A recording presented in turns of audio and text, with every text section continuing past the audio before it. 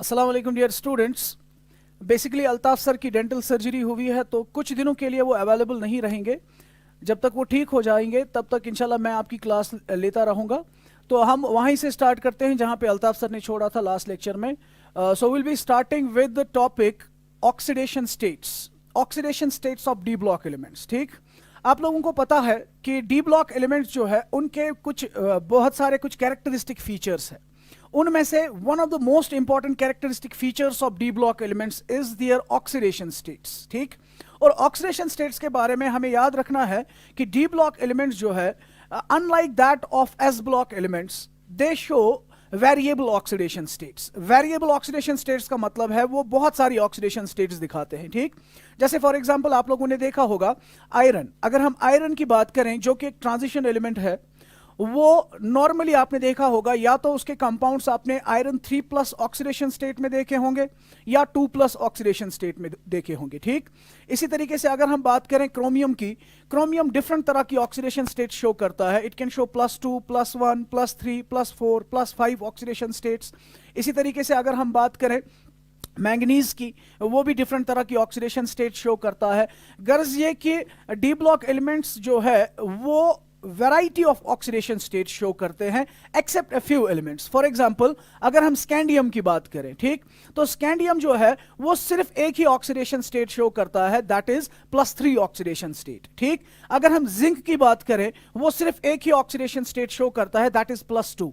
उनके बगैर जितने भी डी ब्लॉक एलिमेंट्स है वो सारे बहुत सारी ऑक्सीडेशन स्टेट शो करते हैं, and hence we say that d block elements show variable oxidation states. ठीक, so let's have a look at the different oxidation states shown by the d block elements. ठीक, तो हमने यहां पे बात की है ट्रांजिशन एलिमेंट्स की फर्स्ट सीरीज यानी 3D सीरीज के बारे में हम बात कर रहे हैं, जिसमें scandium, titanium, vanadium, chromium, manganese, iron, cobalt, निकल, कॉपर और जिंक आते हैं। ठीक, तो इस टेबल में हमने दिखाया है कि कौन सा एलिमेंट किस तरह की ऑक्सीडेशन स्टेट शो कर रहा है। ठीक, now you can yourself see scandium जो है, जैसे कि मैंने पहले ही कहा था, स्कैंडियम सिर्फ एक ही ऑक्सीडेशन स्टेट शो करता है, that is +3 oxidation state. Titanium की बात करें, it shows +2, +3, +4 oxidation state. Vanadium की बात करें, इट शोज +2, +3, +4, +5। क्रोमियम की बात करें, +2, +3, +4, +5, +6 ऑक्सीडेशन स्टेट। मैंगनीज की बात करें, it can show +2, +3, +4, +5, +6, +7 oxidation state. Iron की बात करें, it shows +2, +3, +4 and +6 oxidation state. Cobalt shows +2, +3, +4 oxidation states. Nickel shows +2, +3, +4 oxidation states. Copper shows +1 and +2 oxidation state, while as zinc shows only +2 oxidation state. तो introductory lecture में भी आपने देखा होगा zinc जो है इसको हम ट्रांजिशन एलिमेंट कंसिडर नहीं करते हैं, क्योंकि इसकी मोस्ट ऑफ द प्रॉपर्टीज जो है वो बाकी ट्रांजिशन मेटल्स की तरह नहीं होती है। One of the features of transition elements is that they show variable oxidation states, and you can see zinc it shows only one oxidation state, that is +2। ठीक, सो यहां पे हमने लिखा है d block element show a number of oxidation states, that is variable oxidation states. ठीक, now the thing is, what is the reason why does d block element show a number of oxidation states? ठीक है ना, उसका reason simple है।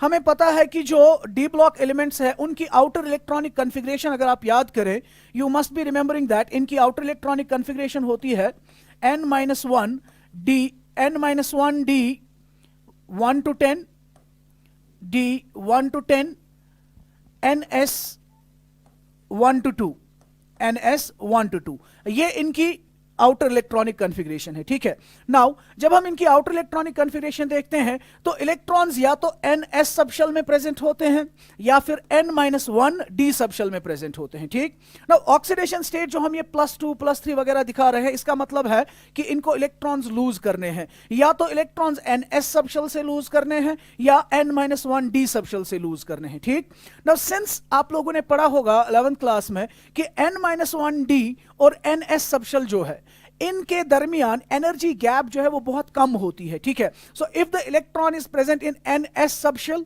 ठीक, and the electron is present in n-1d subshell, इनके दरमियान energy gap बहुत ही कम होती है। मतलब जब हम इन इलेक्ट्रॉन्स को निकालने के लिए एनर्जी भेजते हैं, ठीक है ना, वो एनर्जी ns इलेक्ट्रॉन्स को भी निकाल सकता है, वो एनर्जी n-1d इलेक्ट्रॉन्स को भी निकाल सकता है। As a result of that ns से भी इलेक्ट्रॉन्स निकल सकते हैं, n-1d सबशेल से भी इलेक्ट्रॉन्स निकल सकते हैं, ठीक है ना।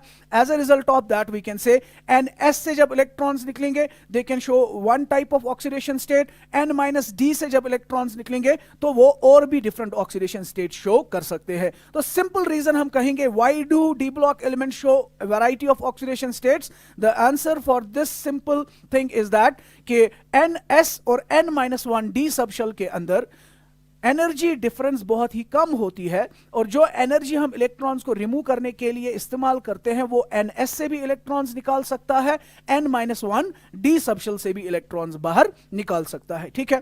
कुछ इंपॉर्टेंट पॉइंट्स इस ऑक्सीडेशन स्टेट के बारे में हम डिस्कस कर रहे हैं, ठीक है। Another important point is that the maximum oxidation state shown by any transition element is equal to the number of electrons in ns subshell plus the number of unpaired electrons in n-1d subshell। अगर हमें देखना हो, if we have to remember किस element की oxidation state कहां तक जा सकती है, मैक्सिमम कितने इलेक्ट्रॉन्स वो लूज कर सकता है, या मैक्सिमम पॉजिटिव ऑक्सीडेशन स्टेट इसकी क्या हो सकती है, तो हमारे पास एक सिंपल रूल है, maximum oxidation state shown by any d block element will be equal to इसकी ns सबशेल में कितने इलेक्ट्रॉन्स है प्लस इसके n-1d सबशेल में कितने अनपेयर्ड इलेक्ट्रॉन्स है, ठीक है, एक्सेप्ट फॉर स्कैंडियम, ठीक, एक्सेप्ट फॉर यस स्कैंडियम के लिए भी ये एप्लीकेबल है। तो अगर मैं स्कैंडियम की बात करूं, आप लोगों को याद होगा स्कैंडियम जो है, अगर मैं इसकी इलेक्ट्रॉनिक कॉन्फ़िगरेशन दिखाऊं, इसकी इलेक्ट्रॉनिक कॉन्फ़िगरेशन क्या है, इसकी इलेक्ट्रॉनिक कॉन्फ़िगरेशन है ना 3d1 4s2, 3d1 4s2। तो अगर हमें देखना है स्कैंडियम का मैक्सिमम ऑक्सीडेशन स्टेट क्या होगा, इसके ns में कितने इलेक्ट्रॉन्स है 2 प्लस n-1d यानी कि 3d सबशेल में कितने इलेक्ट्रॉन्स है, unpaired electron 1, so 2 + 1 is 3, that's why we can see scandium की जो ऑक्सीडेशन स्टेट होती है मैक्सिमम दैट इज +3, ठीक। टाइटेनियम की अगर बात करें, इसकी कॉन्फ़िगरेशन याद होगी आपको, it is 3d2 4s2, 3d2 4s2, ठीक। तो total number of electrons s subshell में कितने हैं 2 प्लस 3d2, आप लोगों को पता होगा कि जो d ऑर्बिटल्स है, जो d ऑर्बिटल्स होते हैं they are degenerate in nature, the d orbitals are degenerate in nature, और जब वो डिजेनरेट ऑर्बिटल्स में हमें इलेक्ट्रॉन्स की फिलिंग करनी होती है, तो अगर मुझे एक इलेक्ट्रॉन देना है वो ऐसे रहेगा, दूसरा इलेक्ट्रॉन देना है उसको दूसरे ऑर्बिटल में डालना है, ठीक है, according to Hund's rule of maximum multiplicity, ठीक है ना। सो दैट मींस 3d2 का मतलब होगा d के अंदर 2 अनपेयर्ड इलेक्ट्रॉन्स और s के अंदर 2 और 2 कितने हो गए 4, that's why you can see the maximum oxidation state shown by titanium is equal to +4, ठीक। इसी तरीके से वेनेडियम की बात करें तो वेनेडियम की कॉन्फ़िगरेशन याद होगी, it is 3d3 4s2, 3d3 4s2, 3d3 4s2, ठीक है ना। नाउ 4s के अंदर 2 इलेक्ट्रॉन्स, 3d3 का मतलब 3 unpaired electrons, number of unpaired electrons in n-1d is 3 plus s के अंदर 2 है तो 5 हो गया, तो यू कैन सी इसका मैक्सिमम ऑक्सीडेशन स्टेट जो है दैट इज +5, ठीक। सिमिलरली क्रोमियम की बात करें तो क्रोमियम की ऑक्सीडेशन स्टेट अगर इसकी इलेक्ट्रॉनिक कॉन्फ़िगरेशन अगर आपको याद होगी, एक्सेप्शनल इलेक्ट्रॉनिक कॉन्फ़िगरेशन होती है 3d5 4s1, 3d5 4s1, 5 electrons है तो 5 अनपेयर्ड इलेक्ट्रॉन्स होंगे, और s में कितने इलेक्ट्रॉन्स है 1, कुल मिला के टोटल कितने हुए 5 unpaired electrons in the d and s electrons is equal to 1, that is 5 + 1 is 6, so that's why it can show +6 oxidation state, ठीक। मैंगनीज की बात करें तो याद होगा आपको electronic configuration of manganese 3d5 oxidation, this electronic configuration of manganese is 3d5 4s2, 3d5 4s2, so 2 + 5 unpaired electrons that is equal to 7, that's why manganese जो है it can go up to a maximum oxidation state of +7, ठीक है ना। उसके बाद देखिए iron की अगर आपको याद होगी इलेक्ट्रॉनिक कॉन्फ़िगरेशन, तो आयरन की इलेक्ट्रॉनिक कॉन्फ़िगरेशन है 3d6 4s2। Now if it is 3d6 का मतलब 5 अनपेयर्ड, 6 जो होगा वो पेयर्ड होगा, तो अब इसमें अनपेयर्ड इलेक्ट्रॉन्स कितने बचे 1 2 3 and 4, और s के अंदर कितने हैं 2, 4 + 2 is equal to 6, that's why you can see here आप आयरन का देख रहे हो, maximum oxidation state shown bye iron कितना है, +6, ठीक है ना, +6। इसी तरीके से अगर आप कोबाल्ट की बात करें, कोबाल्ट का कॉन्फ़िगरेशन होगा 3d7 4s2, 3d7 4s2, ठीक। तो 3d7 यानी कि ये हो गया 6, ये हो गया 7। अनपेयर्ड इलेक्ट्रॉन्स कितने बचे, 1 2 3, 3 + 2 इज 5, ठीक है ना। So it can go maximum up to +5, ये +5 तक जा सकता है, ठीक है। इसी तरीके से निकल में एक और पेयरिंग होगी, दैट मीन्स 2 + 2 4। कॉपर की अगर बात करें तो कॉपर में एक और पेयरिंग होगी, 2 + 1 3, it can maximum go up to 3, but normally it shows either +1 और +2 ऑक्सीडेशन स्टेट। इसी तरीके से जिंक की अगर हम कॉपर की अगर हम बात करें तो कॉपर की कॉन्फ़िगरेशन आपको पता है, एक्सेप्शनल कॉन्फ़िगरेशन होती है 3d10 4s1, 3d10 4s1, ठीक है। तो इसमें अनपेयर्ड इलेक्ट्रॉन्स कोई नहीं है, s के अंदर कितने इलेक्ट्रॉन्स है, 1, तो it can show +1 oxidation state, ठीक है। And even it can show +2 oxidation state as well. इसके बारे में भी हम रीजन बताएंगे आगे आने वाले इसी क्लास में, हम थोड़ी देर के बाद इसके बारे में भी हम रीजन बताएंगे, ठीक। सिमिलरली जिंक की बात करें तो it can only show +2 oxidation state, because इसमें 4s2 3d10 कॉन्फ़िगरेशन है, सो it can show only, it can lose only s electrons, ठीक है ना। तो कुल मिला के बात ये है जो आपको याद रखनी है, वो ये कि मैक्सिमम अगर हमें देखना हो एक एलिमेंट कितनी ऑक्सीडेशन स्टेट शो कर सकता है, that will be equal to number of electrons in the s subshell plus number of unpaired electrons in the n-1d subshell, ठीक। पहली चीज हमने कही थी कि that they show variable oxidation states, reason being ns और n-1d के दरमियान एनर्जी डिफरेंस कम होती है। दूसरा हमने बताया maximum oxidation state is equal to ns electrons plus number of unpaired electrons, ठीक है।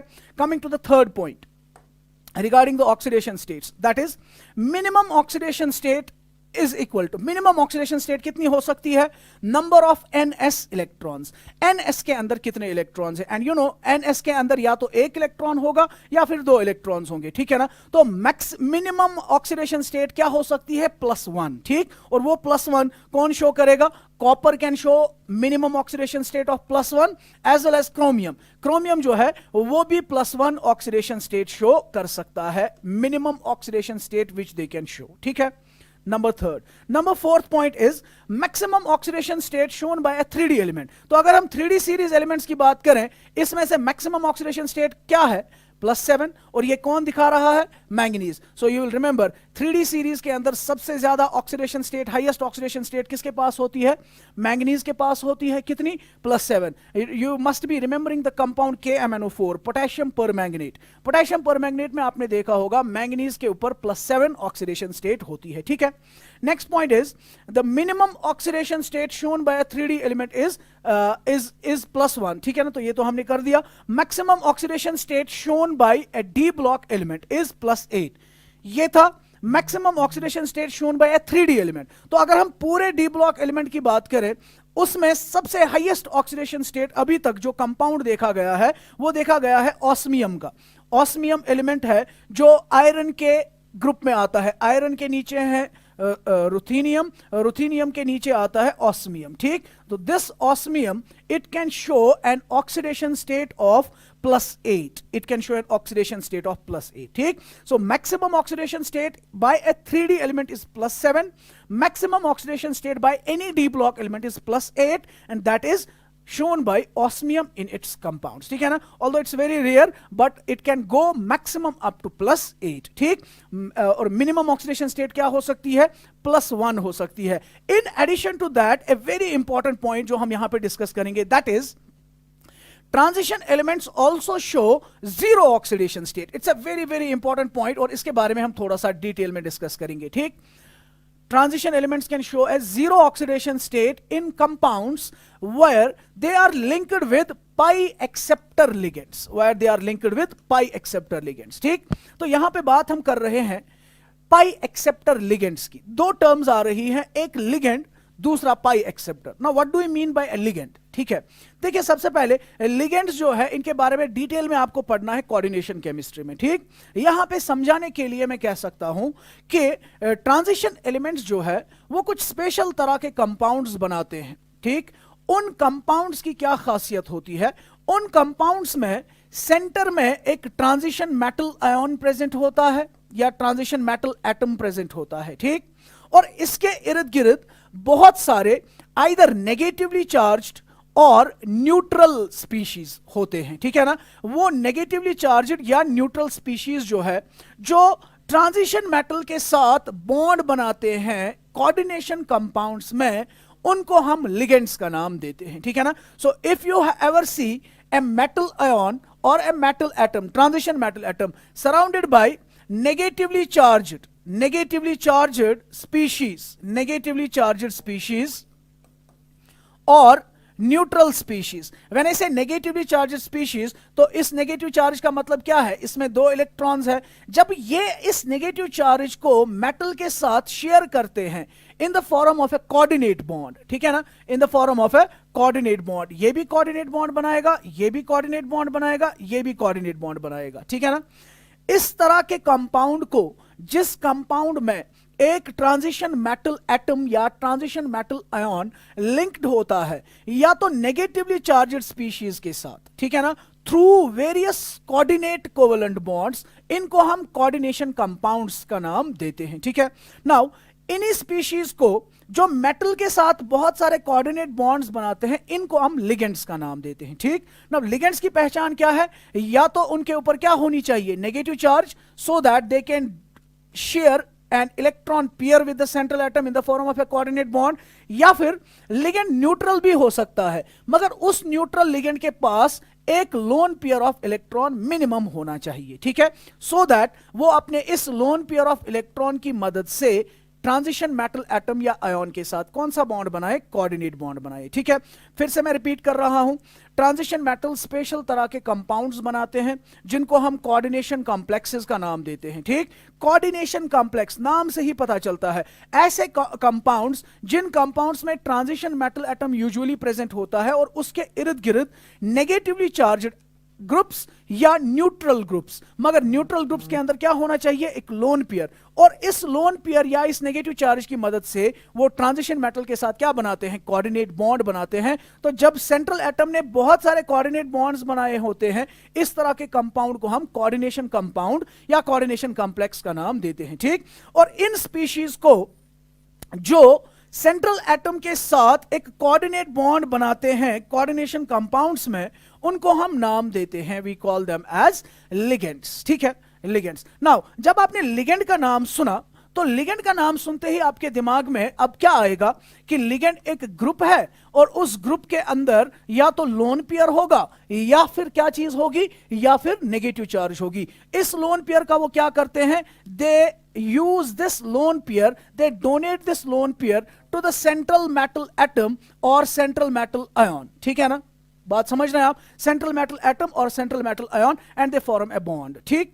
नाउ आप लोगों को केमिकल बॉन्डिंग से भी पता है, जब भी एक एटम दूसरे एटम के साथ कोवेलेंट बॉन्ड बनाता है, उस कोवेलेंट बॉन्ड का नेचर हमेशा क्या होता है? सिग्मा। सो कैन आई से कि ये लिगेंड जो है, ये क्या कर सकता है? ये मेटल के साथ एक कोऑर्डिनेट बॉन्ड बनाएगा, ठीक? कोऑर्डिनेट बॉन्ड कैसे बनाएगा? ये कोऑर्डिनेट बॉन्ड बनाएगा ये थ्रू सिग्मा लिंकेज, ठीक है ना?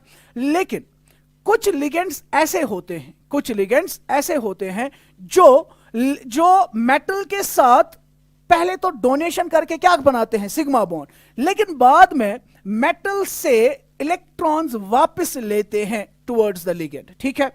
नॉर्मल लिगेंड्स का काम क्या होता है? Normal ligands electron density donate करते हैं in the form of a coordinate bond and they result in the formation of a coordinate bond with the central metal atom, ठीक? They are normal ligands. A class of ligands is there जिनको हम acceptor ligands कहते हैं या पाई acceptor ligands कहते हैं, ठीक है ना? जो क्या करते हैं? जो दो काम करते हैं, ठीक? एक, वो नॉर्मल कोवेलेंट बॉन्ड बनाते हैं मेटल के साथ by donating their electron density, ठीक? And at the same time they have a tendency to accept the electrons back from metals towards the ligand, ठीक है ना? और आपको पता है, अब अगर यहां पे नॉर्मली एक बॉन्ड बन रहा था, वो क्या था? सिग्मा, लेकिन जब बैक डोनेशन होगी, अब यहां पे दो बॉन्ड बन रहे हैं, ठीक है ना? तो जो ये दूसरा बॉन्ड होगा, ऑब्वियसली इसका नेचर क्या होगा? पाई होगा, ठीक है? और चूंकि लिगेंड्स पाई इलेक्ट्रॉन डेंसिटी को वापस एक्सेप्ट कर रहे हैं, ठीक है, ऐसे लिगेंड्स को हम नाम देते हैं पाई एक्सेप्टर लिगेंड्स। ठीक, मिसाल के तौर पर सबसे इंपॉर्टेंट पाई एक्सेप्टर लिगेंड जो हमें याद रखना है दैट इज कार्बन मोनोऑक्साइड। ठीक है, कार्बन मोनोऑक्साइड जो होता है, इस कार्बन मोनोऑक्साइड के पास अवेलेबल ऑर्बिटल्स होते हैं। ठीक है, एक नंबर वन, कार्बन मोनोऑक्साइड का जब आप लिविंग स्ट्रक्चर देखते हो तो यू कैन सी इस तरीके से होगा, कार्बन और ऑक्सीजन के दरमियान इस तरीके से बॉन्ड बनता है लाइक दिस। ठीक है, ये ऑक्सीजन का एक इलेक्ट्रॉन, दूसरा इलेक्ट्रॉन और कोऑर्डिनेट बॉन्ड बनाया है इसके साथ, यानी कि इसके 2 इलेक्ट्रॉन्स इन्वॉल्व हुए। टोटल कितने हुए? 2 और 2 4, बचे कितने? 2। ठीक है, हो गए 6। और कार्बन की बात करें तो 1 और 2 यूज किया, बचे कितने? 2। नाउ कार्बन मोनोऑक्साइड के पास है ना एक लोन पेयर यहां पे भी और यहां पे भी। ठीक है, अब ये कार्बन वाला इलेक्ट्रॉन पेयर यूज करता है किसके लिए? ये सिग्मा बॉन्ड बनाने के लिए, डोनेशन के लिए। ठीक, और साथ में इस कार्बन मोनोऑक्साइड के मॉलिक्यूलर ऑर्बिटल डायग्राम को जब हम देखते हैं, वी सी इसके पास 2px 2py star and star. ठीक है, anti bonding p orbitals available होते हैं जो कि वैकेंट होते हैं। Anti bonding p orbitals vacant होते हैं, जिन वैकेंट ऑर्बिटल्स में ये मेटल से इलेक्ट्रॉन डेंसिटी को वापस खींच सकता है। ठीक है ना, ऐसे लिगेंड्स को जो नॉर्मली मेटल के साथ एक सिग्मा बॉन्ड बनाएंगे और वापस इलेक्ट्रॉन डेंसिटी खींचने की टेंडेंसी रखते हैं in the form of A pi back bond. ठीक है ना, ऐसे लिगेंड्स को हम पाई एक्सेप्टर लिगेंड्स का नाम देते हैं। ठीक है, इनको हम पाई एसिड लिगेंड्स भी बोल सकते हैं। क्यों? क्योंकि आपको पता है एसिड्स, अगर हम Lewis theory of acids and bases की बात करें, जो इलेक्ट्रॉन पेयर देता है वो बेस और जो इलेक्ट्रॉन्स लेता है वो एसिड होता है। क्योंकि ये पाई इलेक्ट्रॉन्स लेते हैं, पाई इलेक्ट्रॉन्स वापस लेते हैं। ठीक है ना, ऐसे लिगेंड्स को हम एक्सेप्टर लिगेंड्स के साथ साथ पाई एसिड लिगेंड्स का नाम भी बोल सकते हैं। ठीक है, और जब ट्रांजिशन मेटल्स कार्बन मोनोऑक्साइड जैसे पाई एक्सेप्टर लिगेंड्स के साथ लगे हो तो वहां पे इनकी ऑक्सीडेशन स्टेट 0 भी हो सकती है। ठीक है, मिसाल के तौर पर अगर हम बात करें FeCO होल 5 की, FeCO होल 5 पेंटा कार्बोनिल आयरन। ठीक है, इसकी अगर हम बात करें, यू कैन सी, अगर मैं आपसे कहूं आयरन की ऑक्सीडेशन स्टेट निकालिए तो आप क्या करेंगे? आप बोलेंगे कि इसकी ओवरऑल ऑक्सीडेशन स्टेट क्या है? 0, जैसे आप नॉर्मली निकालते हो। आयरन का मैंने X रखा, प्लस कार्बन मोनोऑक्साइड क्या है? इस पे कोई चार्ज नहीं है, इट्स ए न्यूट्रल लिगेंड। ठीक है ना, तो दैट मींस इसकी ऑक्सीडेशन स्टेट कितनी है? 0 मल्टीप्लाइड बाय ये कितने हैं? 5। सो X का वैल्यू किसके बराबर आया? 0। दैट मींस आयरन की ऑक्सीडेशन स्टेट कितनी होगी? 0 होगी। ठीक है, तो जहां से हमने बात शुरू की थी फिर से थोड़ा सा हम रिपीट करेंगे। मैंने बताया था कि एक तो ये minimum oxidation state they can show +1, लेकिन जब ये पाई एक्सेप्टर लिगेंड्स के साथ होते हैं they can also show 0 oxidation state. ठीक है, नाउ पाई एक्सेप्टर लिगेंड्स समझाने के लिए पहले मैंने बताया लिगेंड्स क्या होते हैं। तो लिगेंड्स क्या होते हैं? न्यूट्रल या नेगेटिवली चार्ज्ड स्पीशीज जो ट्रांजिशन मेटल्स के साथ कोऑर्डिनेट बॉन्ड्स के थ्रू लिंक होते हैं कोऑर्डिनेशन कंपाउंड्स में, उनको लिगेंड्स कहते हैं। ठीक, लिगेंड का नॉर्मली काम क्या होता है? इलेक्ट्रॉन पेयर डोनेट करना in the form of A coordinate bond. ठीक है, लेकिन कुछ लिगेंड्स ऐसे होते हैं जो एक साइड से इलेक्ट्रॉन डेंसिटी देते हैं for the formation of coordinate bond, लेकिन दूसरे साइड से अपने अवेलेबल एम्प्टी ऑर्बिटल्स में पाई इलेक्ट्रॉन डेंसिटी को वापस लेते हैं। ठीक है, तो ऐसे लिगेंड्स को हम पाई एक्सेप्टर लिगेंड्स या पाई एसिड लिगेंड्स का नाम देते हैं। इंपॉर्टेंट एग्जांपल हमने बताया कार्बन मोनोऑक्साइड, इंपॉर्टेंट एग्जांपल हमने बताया कार्बन मोनोऑक्साइड। ठीक, सो कार्बन मोनोऑक्साइड जो है, carbon monoxide acts as a pi acceptor ligand.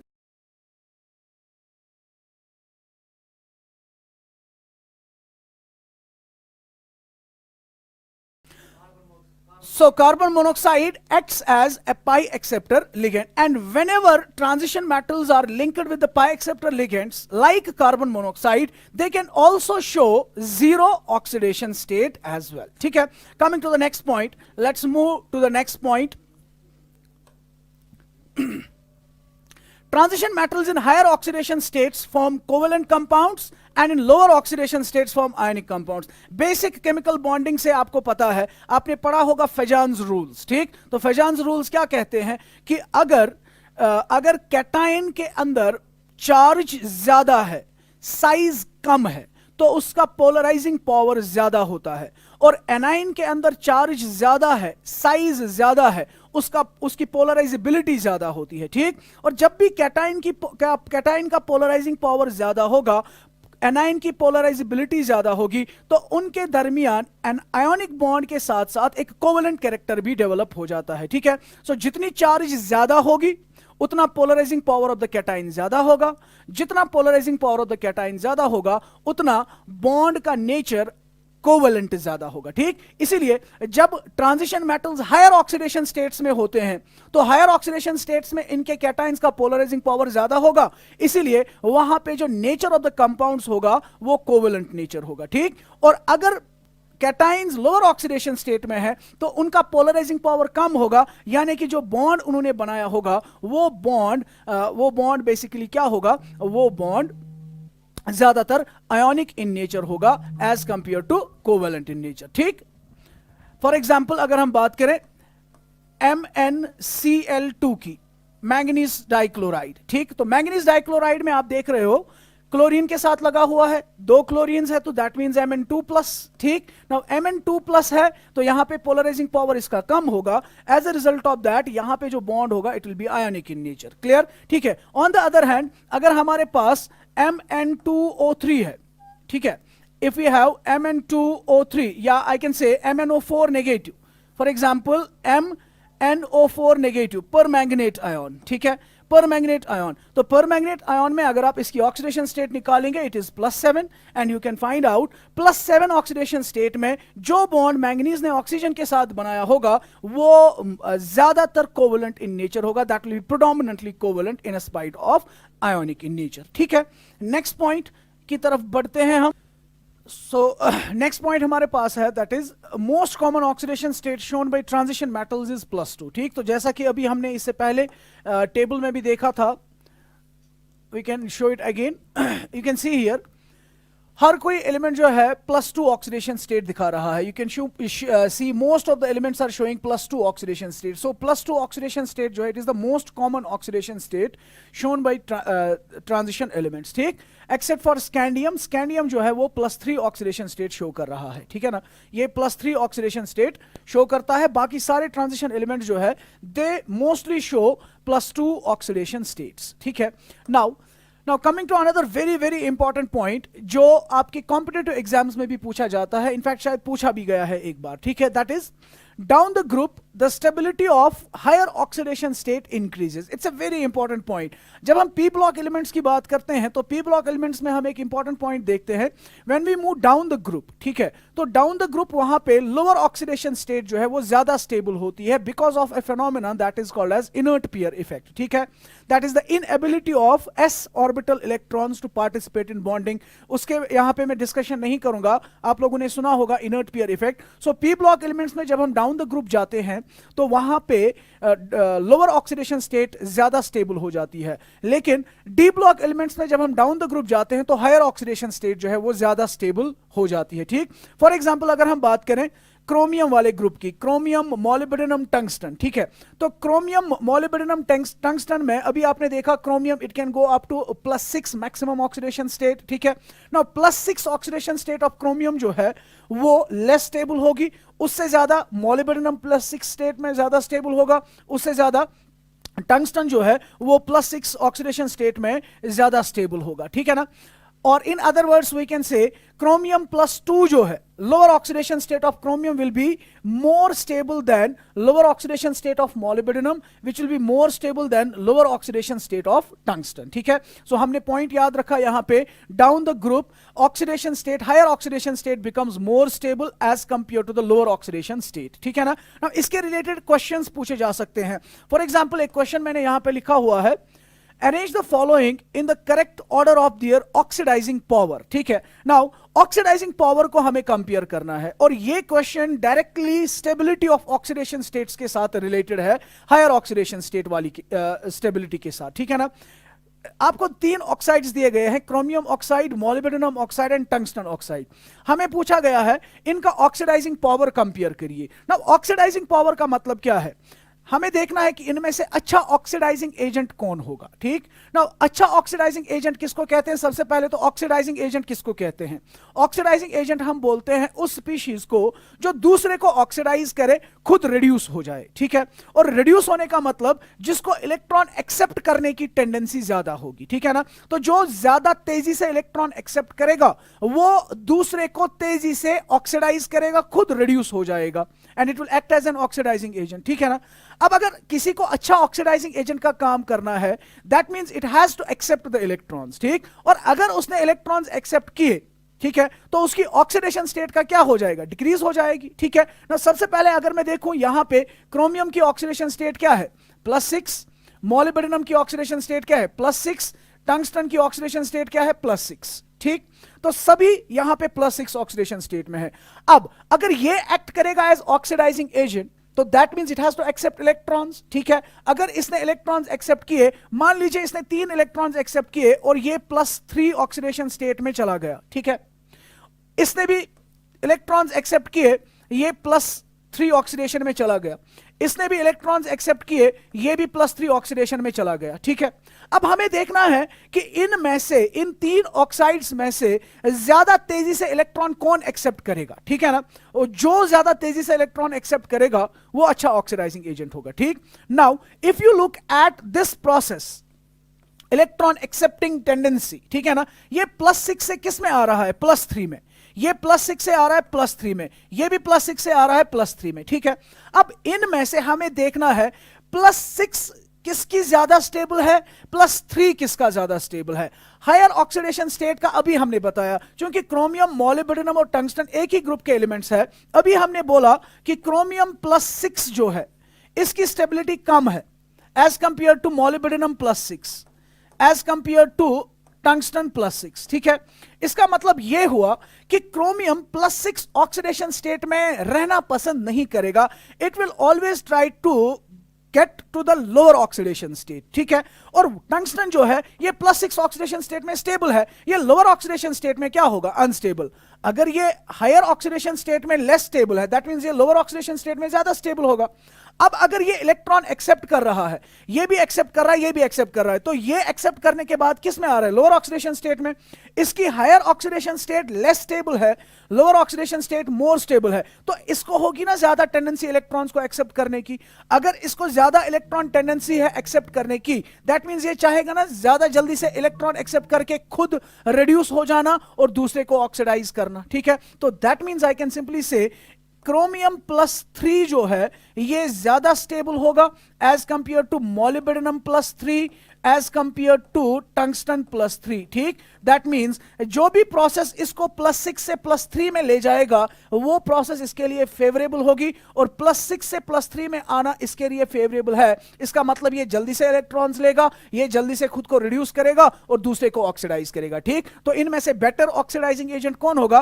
Chromium oxide will be a better oxidizing agent than molybdenum oxide, and molybdenum oxide will be a better oxidizing agent than tungsten oxide. In fact tungsten oxide जो है it does not act as an oxidising agent, ये oxidizing agent का काम करता ही नहीं है। ठीक है ना, क्योंकि ये +6 में ज्यादा स्टेबल है एज कंपेयर टू +3 और +2। ठीक है ना, मैंने एज एन एग्जांपल यहां पे बोला +3 में जाएगा या +2 में भी जा सकता है, मतलब लोअर ऑक्सीडेशन स्टेट में। ठीक, आई होप ये आप लोगों को क्लियर हो गया है। ठीक है ना, इसी तरीके से एक और क्वेश्चन एक बार पूछा गया था कि which among the following species will exist. 2 species दिए गए हैं, आपसे पूछा गया है इनमें से एग्जिस्ट होने की प्रोबेबिलिटी सबसे ज्यादा किसकी है। ठीक है ना, तो यहां पे आप देख रहे हो प्लैटिनम है और निकल है। ठीक है, तो अगर आप लोगों को याद होगा निकल के नीचे होता है, निकल के नीचे होता है प्लैटिनम, और प्लैटिनम के नीचे होता है प्लैडियम।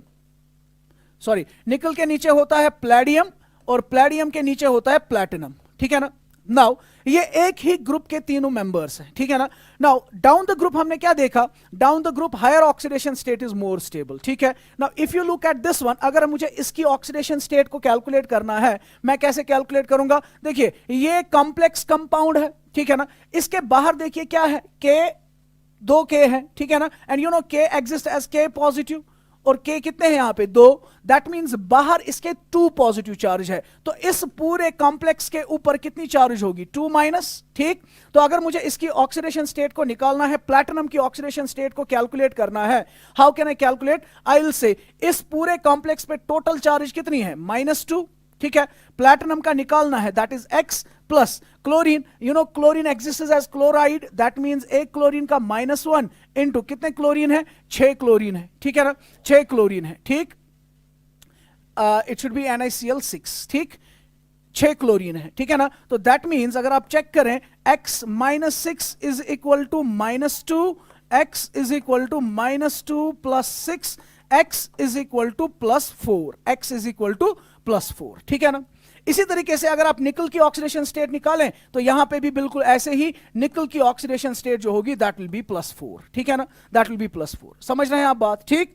और अगर आप याद करें अभी जो हमने टेबल दिखाया था, हमने बोला था कि जो निकल होता है, फिर से मैं दिखा सकता हूं आप लोगों को, निकल जो है, ठीक, यहां पे देख लीजिए निकल, दिस इज योर निकल, निकल की लोएस्ट ऑक्सीडेशन स्टेट है +2 और हाईएस्ट ऑक्सीडेशन स्टेट है +4, ठीक। और निकल अभी हमने देखा, निकल हमने अभी देखा कि निकल जो होता है वो इस ग्रुप के अंदर, निकल जो है ये टॉप पे है, दैट मींस इसकी लोएस्ट ऑक्सीडेशन +2 है, हायर ऑक्सीडेशन +4 है, इसकी भी लोएस्ट ऑक्सीडेशन +2 होगी, हायर ऑक्सीडेशन +4 होगी, ठीक है। तो अभी आपने देखा कि down the group higher oxidation state ज्यादा स्टेबल होती है, दैट मींस प्लैटिनम जो होगा वो +4 में ज्यादा स्टेबल होगा as compared to nickel in +4 oxidation state, as compared to nickel in +4 oxidation state, ठीक है। तो हम कह सकते हैं यहां पे प्लैटिनम +4 ऑक्सीडेशन स्टेट में है, यहां पे निकल +4 ऑक्सीडेशन स्टेट में है, चूंकि platinum +4 is more stable then निकल +4, it means that this compound will be more stable and this compound will be less stable, ठीक है ना। इनफैक्ट ये कंपाउंड जो है ये एग्जिस्ट होगा और ये कंपाउंड जो है ये एग्जिस्ट नहीं होगा, बात क्लियर होगी, ठीक है ना। इस तरीके से हम कुछ क्वेश्चंस ऐसे हैं जो हम ऑक्सीडेशन स्टेट की स्टेबिलिटीज के रिलेटेड हम एक्सप्लेन कर सकते हैं, ठीक है। आज के लेक्चर में सिर्फ इतना ही हम डिस्कस करेंगे, नेक्स्ट लेक्चर जो हमारा होगा उस लेक्चर में हम डिस्कस करेंगे स्टेबिलिटीज ऑफ ऑक्सीडेशन स्टेट्स के बारे में, पूरा डिटेल में हम जानेंगे कि कौन सी ऑक्सीडेशन स्टेट ज्यादा स्टेबल होती है और कौन सी ऑक्सीडेशन स्टेट कम स्टेबल होती है, what are the various factors जिन पे stability of oxidation state depend करता है, ठीक है ना। Till then have a nice time, thank you very much.